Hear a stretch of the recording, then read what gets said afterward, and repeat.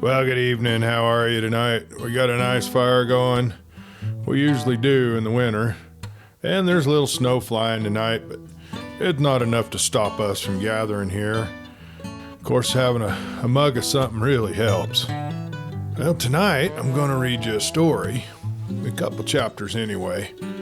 It's a pretty good story by Max Brand. Name of it's The Untamed. Now, this was written in the early 1900s. And it's a good old Western. This is the way we like it. So get your cup of something, get seated, and I'll start. And this is The Untamed by Max Brand. And this is Chapter 1, A Pan of the Desert. Even to a high-flying bird, this was a country to be passed over quickly. It was burned and brown, littered with fragments of rock, whether vast or small, as if the refuse was tossed here after the making of the world. A passing shower drenched the bald knobs of a range of granite hills, and the slant morning sun set the wet rocks aflame with light. In a short time, the hills lost their halo and resumed their brown. The moisture evaporated. The sun rose higher and looked sternly across the desert, as if he searched for any remaining life which still struggled for existence under his burning course. And he found life. Hardy cattle moved singly or in small groups, browsed on the withered bunch grass. Summer scorched them. Winter humped their backs with a cold and arched up their bellies with famine. But they were a breed schooled through generations for this fight against nature. In this junk shop of the world, rattlesnakes were rulers of the soil. Overhead, the buzzards, ominous black specks, pendant against the white-hot sky, ruled the air. It seemed impossible that human beings could live in this rock wilderness.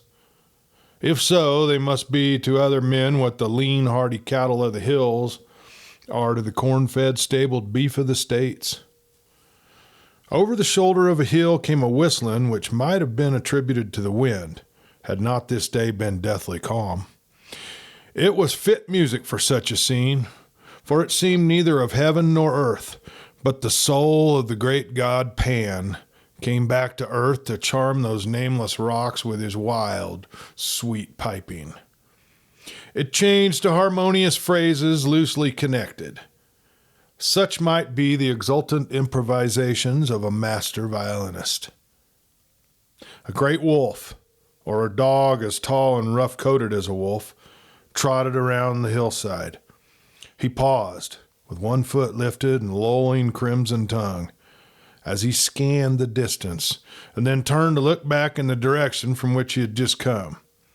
The weird music changed to a whistled note as liquid as a flute. The sound drew closer. A horseman rode out onto the shoulder and checked his mount. One could not choose him at first glance as a type of those who fight nature in a region where the thermometer moves through a scale of 160 degrees in a year to an accompaniment of cold stabbing winds and sweltering suns. A thin, handsome face with large brown eyes and black hair. A body tall, but rather slenderly made. He might have been a descendant of some ancient family of Norman nobility. But could such proud gentry be riding in the desert in a tall crowned sombrero with chaps on his legs, a red bandana handkerchief knotted around his throat? That first glance made the rider seem strangely out of place in such surrounding. One might even smile at the contrast, but at the second glance, the smile would fade, and at the third, it would be replaced with a stare of interest. It was impossible to tell why one respected this man, but after a time there grew an air of unknown strength in this lone rider. Strength like that of a machine which is stopped but only needs a spark of fire to plunge it into irresistible action. Strangely enough, the youthful figure seemed in tune with that region of mighty distances, with that cruel white sun, with that bird of prey hovering high, high in the air. It required some study to guess at these qualities of the rider, for there were such things as a child feels more readily than a grown man, but it needed no expert to admire the horse he sat upon. It was a statue in black marble, a steed fit for the Shah of Persia. The stallion stood barely 15 hands, but to see him was to forget his size. His flanks, they shimmered like satin in the sun. What promise of power in the smooth, broad hips. Only an Arab poet could run his hands over that shoulder and then speak properly of the matchless curve. Only an Arab could appreciate legs like thin and carefully drawn steel below the knees, or that flow of tail and windy mane, that generous breast with promise of the mighty heart within, that arched neck, that proud head with the prickling ears, wide forehead and muzzle. A rustling like dried leaves came from among the rocks, and the hair rose bristling around the neck of the wolf dog. With outstretched head he approached the rocks, sniffing, then stopped and turned shining eyes upon his master, who nodded and swung from the saddle. It was a little uncanny, this silent interchange of glances between the beast and the man. The cause of the dog's anxiety was a long rattler, which now slid out from beneath the boulder and, giving its harsh warning, coiled up, ready to strike. The dog backed away, but instead of growling, he looked to the man. Cowboys frequently practice with the revolvers at snakes, but one of the peculiarities of this rider was that he carried no gun, neither six-shooter nor rifle. He drew out a short knife, which might be used to skin a beef or carve steak, though certainly no human being had ever used such a weapon against a 5-foot rattler. He stooped, and he rested both hands on his thighs. His feet were not 2 paces from the poised head of that snake. As if marveling at this temerity, the big rattler tucked back his head and sounded the alarm again. In response, the cowboy flashed his knife in the sun. Instantly the snake struck, but the deadly fangs fell a few inches short of the riding boots. At the same second, the man moved. No eye could follow the leap of his hand as it darted down and fastened around the snake right behind the head. The long brown body writhed about his wrist, with rattles clashing. He severed the head deftly and tossed the twisting mass back on the rocks. Then, as if he had performed the most ordinary act, he rubbed his gloves in the sand, cleansed his knife in a similar manner, and stepped back to his horse. Contrary to the rules of horse nature, the stallion had not flinched at sight of the snake, but actually advanced, a high-headed pace or two with his short ears laid flat on his neck, and a sudden red fury in his eyes. He seemed to watch for an opportunity to help his master. As the man approached after killing the snake, the stallion let his ears go forward again and touched his nose against his master's shoulder. When the latter swung into the saddle, the wolf dog came to his side, reared, and resting his 4 feet on the stirrup, stared up into the rider's face. The man nodded to him, as if he understood a spoken word. The dog dropped down and trotted ahead. The rider touched the reins and galloped down the easy slope. The little episode had given the effect of a 3-cornered conversation, yet the man had been as silent as the animals. In a moment he was lost among the hills, but still his whistling came back, fainter and fainter, until it was merely a thrilling whisper that dwelt in the air but came from no certain direction. His course lay toward a road which looped whitely across the hills. The road twisted over a low ridge where a house stood among a grove of cottonwoods, dense enough and tall enough to break the main force of any wind. On that same road, 1,000 yards closer to the rider of the black stallion, was Morgan's place. Chapter 2. The Panther. In the ranch house, old Joseph Cumberland frowned on the floor as he heard his daughter say, "It isn't right, Dad. I never noticed it before I went away to school, but since I've come back, I begin to feel that it's shameful to treat Dan in this way." Her eyes brightened and she shook her golden head for emphasis. Her father watched her with faintly quizzical smile and made no reply. The dignity of ownership of many thousand cattle kept the old rancher's shoulders squared, and there was an antique gentility about his thin face with its white goatee. He's more like a quaint figure of the 17th century than a successful cattleman of the 20th. "It is shameful, Dad," she went on, encouraged by his silence. "Or you can tell me some reason." Some reason for not letting him have a gun? Asked the rancher, still with a quizzical smile. Yes, she said eagerly, and some reason for treating him in 1,000 ways as if he were an irresponsible boy. Why, Kate, gal, you have tears in your eyes. He drew her onto a stool beside him, holding both her hands and searching her face with eyes as blue and almost as bright as her own. How does it come that you're so interested in Dan? Why, Dad, and she avoided his gaze, I've always been interested in him. We grew up together. In part ways you have. And haven't we always been like brother and sister? Well, now, I think you're talking a little more than sisterly, Kate. And what do you mean? Ha! What do I mean? You're all red, Kate, and I'm thinking you've got the sweets on that boy. Maybe it's time to send him on his way. He could not have found a surer way to drive the crimson from her face and turn it white to the lips. Dad! Well, Kate? You wouldn't send Dan away. Before he could answer, she broke into great sobs. I might have known it, he said over and over again. I might have known it. Hush, my silly girl. Her sobbing ceased with magic suddenness. Then you won't send him away? Listen to me while I talk to you straight, said Joe Cumberland. And according to the way you take it will depend whether Dan stays or goes. Will you listen? Yes, Dad, with all my heart. Huh, he grunted.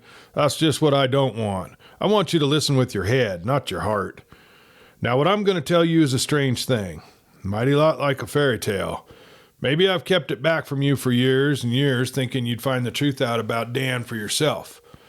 But being so close to him has made you sort of blind. Maybe. No man will criticize his own horse. Go on, tell me what you mean. I won't interrupt. He was silent for a moment, frowning to gather his thoughts. Have you ever seen a mule, Kate? Of course. Maybe you've noticed that a mule is just as strong as a horse. Yes, but their muscles ain't a third as big. Yes, but what on earth? Well, Kate, Dan is built light, and yet he's stronger than the biggest men around here. Are you going to send him away simply because he's strong? It doesn't show nothing, said the old man gently. Saving that he's different from the regular run of men, and I've seen a considerable pile of men, honey. There's other funny things about Dan maybe you ain't noticed. Take the way he has at horses and other animals. The wildest, man-killing, spur-hating broncos don't put up no fight when them long legs of Dan settle round them. It's kind of strange, Kate, that after nearly 100 men on the best horses in these parts have tried to rope that old black horse Satan, they couldn't lay a rope on him.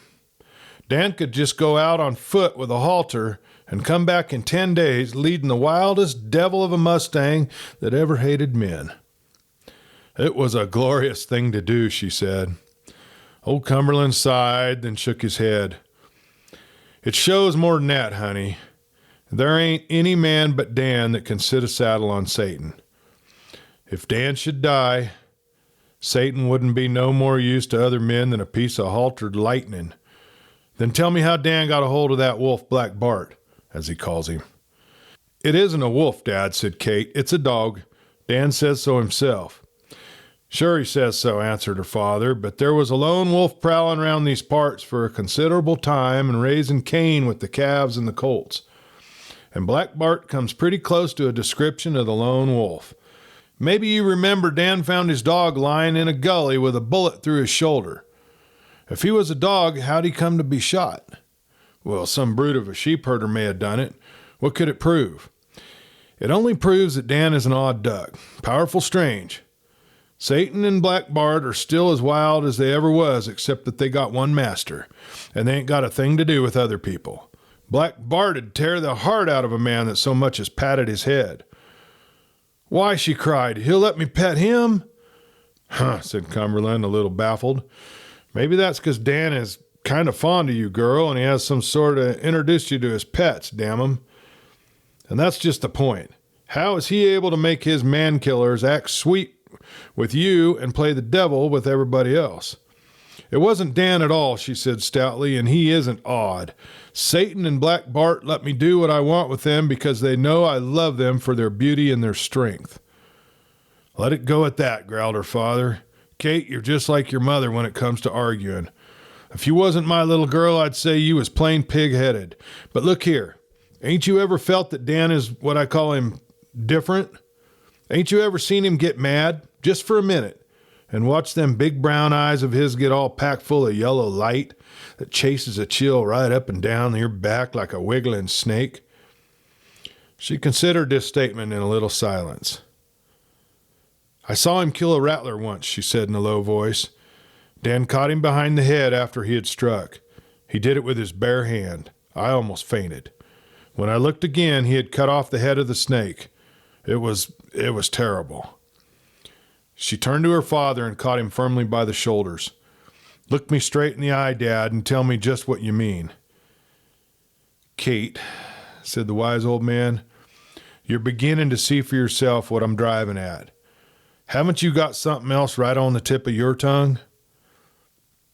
There was one day that I've never told you about, she said in a low voice, looking away, because I was afraid that if I told you, you'd shoot Black Bart.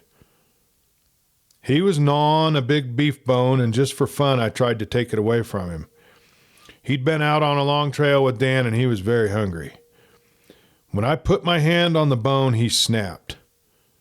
Luckily, I had a thick glove on, and he merely pinched my wrist. Also, I think he realized what he was doing, for otherwise he'd have cut through that glove as if it had been paper. He snarled fearfully, and I sprang back with a cry. Dan hadn't seen what happened, but he heard the snarl and saw Black Bart's teeth bared. Then, it was terrible. She covered her face. Take your time, Kate, said Cumberland softly. She went on. There was such anger in his face that I think I was more afraid of him than of that big dog. Then Bart snarled and bared his teeth at Dan. When Dan saw that, his face turned. I don't know how to say it. She stopped for a moment and her hands tightened. Back in his throat there came a sound that was almost like the snarl of Black Bart. The wolf dog watched him with a terror that was uncanny to see. The hair around his neck fairly on end, his teeth still bared, and his growl horrible. Dan, I called, don't go near him. I might as well have called out a whirlwind. He leaped. Black Bart sprang to meet him with eyes green with fear. I heard the loud click of his teeth and he snapped and missed. Dan swerved to one side and caught Black Bart by the throat and drove him into the dust, falling down with him. I couldn't move. I was weak with horror. It wasn't a struggle between a man and a beast. It was like a fight between a panther and a wolf. Black Bart was fighting hard, but fighting hopelessly. Those hands were settling tighter on his throat. His big red tongue lolled out. His struggles almost ceased. Then Dan happened to glance at me. What he saw in my face sobered him. He got up, lifting the dog with him, and flung away the lifeless weight of Bart. He began to brush the dust from his clothes, looking down as if he were ashamed. He asked me if the dog had hurt me when he snapped. I could not speak for a moment. Then came the most horrible part. Black Bart, who must have been nearly killed, dragged himself to Dan on his belly, choking and whining, and licked the boots of his master. Then you do know what I mean when I say Dan is different.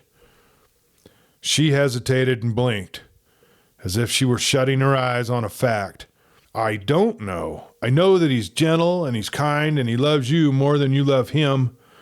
Her voice broke a little. Oh, Dad, you forgot the time he sat with you for 5 days and nights when you got sick out in the hills, and how he barely managed to get you back to the house alive? The old man frowned to conceal how greatly he was moved. I haven't forgot nothing, Kate, he said, and everything is for his own good. Do you know what I've been trying to do all these years? What? I've been trying to hide him from himself, Kate. Do you remember how I found him? Well, I was too little to know. I've heard you tell a little bit about it. He was lost on the range. You found him 20 miles south of the house. Lost on the range? Repeated her father softly. I don't think he could have ever been lost. To a horse, the corral is a home. To us, our ranch is a home. To Dan Barry, the whole mountain desert is a home. This is how I found him. It was in the spring of the year when the wild geese was honking as they flew north. I was riding down a gully about sunset and wishing that I was closer to the ranch. when I heard a funny, wild sort of whistling that didn't have any tune to it that I recognized. It gave me a queer feeling. It made me think of fairy stories and things like that. Pretty soon I seen a figure on the crest of the hill. There was a triangle of geese away up overhead, and the boy was walking along looking up as if he was following the trail of the wild geese.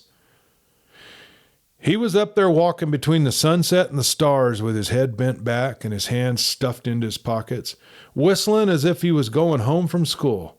And such whistling. Nobody could ever whistle like Dan, she said, and smiled. I rode up to him wondering, went on Cumberland. What are you doing around here? I asked. I'm just taking a stroll and whistling. Does it bother you, mister? It doesn't bother me none, says I. Where do you belong, sonny? Me, says he, looking sort of surprised. Why, I belong around over there, and he waved his hand carelessly over the setting sun. There was something about him that made my heart swell up inside of me. I looked down into them big brown eyes and wondered. Well, I don't know what I wondered, but I remembered all at once that I didn't have no son. Who's your folks, says I, getting more and more curious. He just looked at me sort of bored. Where does your folks live at, says I. Oh, they live around here, says he, and he waved his hand again, and this time over towards the east. Says I, when do you figure on reaching home? Oh, most any day, says he. And I looked around at them brown, naked hills with the night coming down over them. Then I stared back at the boy, and there was something that come up in me like hunger. You see, he was lost. He was alone. The queer ring of his whistling was still in my ears, and I couldn't help remembering that I didn't have no son. Then supposing you come along with me, says I, and I'll send you home in a buckboard tomorrow. So the end of it was me riding home with this little kid setting up before me, whistling his heart out. When I got him home, I tried to talk to him again. He couldn't tell me, or he wouldn't tell me, where his folks lived. He just kept waving his hands liberal to half the points of the compass. And that's all I know of where he come from. I done all I could to find his parents. I inquired and sent letters to every rancher within 100 miles. I advertised it through the railroads. But they said nobody'd yet been reported lost. He was still mine, at least for a while, and I was terrible glad. I give the kid a spare room. I sat up late that first night listening to the wild geese honking away up in the sky, wondering why I was so happy. Kate, that night there was tears in my eyes when I thought of how that kid had been out there on the hills walking along so happy and independent. But the next morning he was gone. I sent my cowpunchers out to look for him. Which way shall we ride, they asked. I don't know why, but I thought of the wild geese that Dan had seemed to be following. Ride north, I said, and sure enough, they rode north and found him. After that, I didn't have no trouble with him about running away, at least not during the summer. And all those months I kept planning how I would take care of this boy who had come wandering to me. It seemed like he was sort of a gift of God to make up for me having no son. And everything went well until the next fall when the geese began to fly south. Sure enough, that was when Dan ran away again. And when I sent my cowpunchers south after him, they found him and they brought him back. It seems as if they'd brought back half the world to me when I seen him. But I saw that I'd have to put a stop to his running away. I tried to talk to him, but all he'd say was that he'd better be moving on. I took the law in my hands and told him that he had to be disciplined. So I started thrashing him with a quirt, very light. He took it as if he didn't feel the whip on his shoulder, and he smiled. But there came up a yellow light in his eyes that made me feel as if a man was standing right behind me with a bare knife in his hands and smiling just like the kid was doing. Finally, I simply backed out of the room, and since that day, there ain't been man or beast ever has put a hand on Whistlin Dan. To this day, I reckon he ain't quite forgiven me. I have never heard him mention it, Kate replied. And that's why I know he's not forgotten it. Anyway, Kate, I locked him in his room and he wouldn't promise not to run away. Then I got an inspiration. You was just a little toddling thing then. That day you was crying an awful lot and I suddenly thought of putting you in Dan's room. And I did it. I just unlocked the door quick and then shoved you in and locked it again. First of all, you screamed terrible hard. I was afraid maybe you'd hurt yourself yelling that way. I was about to take you out again when all at once I heard Dan start whistling. Pretty quick, you stopped crying. I listened and wondered. After that, I never had to lock Dan in his room. I was sure he'd stay on account of you. But now, honey, I'm getting to the end of the story, and I'm going to give you the straight idea the way I see it. I've watched Dan like a father almost. I think he loves me, sort of. But I've never got over being afraid of him. You see, I can't forget how he smiled when I disciplined him. But listen to me, Kate. That fear has been with me all this time, and it's the only time I've ever been afraid of any man. It isn't like being scared of a man, but of a panther. Now we'll just naturally add up all the points we made about Dan. The strange way I found him without a home and without wanting one. That strength he has, it's like the power of a mule compared with a horse. That funny control he has over wild animals so that they almost seem to know what he means when he simply looks at them. Then there's that yellow light that comes into his eyes when he begins to get real mad. You and I have both seen it only once, but we don't want to see it again. More than this, there's the way he handles either a knife or a gun. He hasn't practiced much with shooting irons, but I never seen him miss a reasonable mark. Or an unreasonable one either, for that matter. I've spoken to him about it. He says, I don't know how it is. I don't see how a feller can shoot crooked. It just seems that when I get out a gun, there's a line drawn from the barrel to the thing I'm shooting at.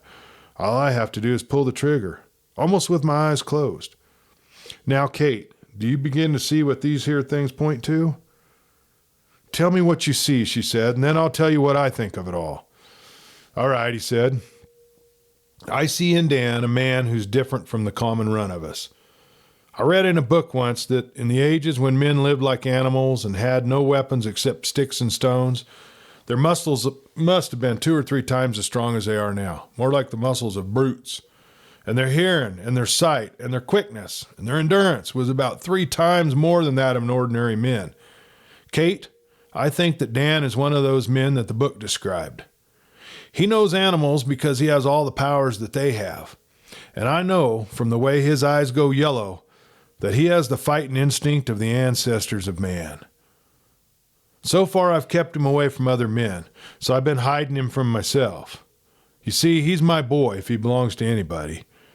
Maybe when time goes on, he'll get tame, but I reckon not.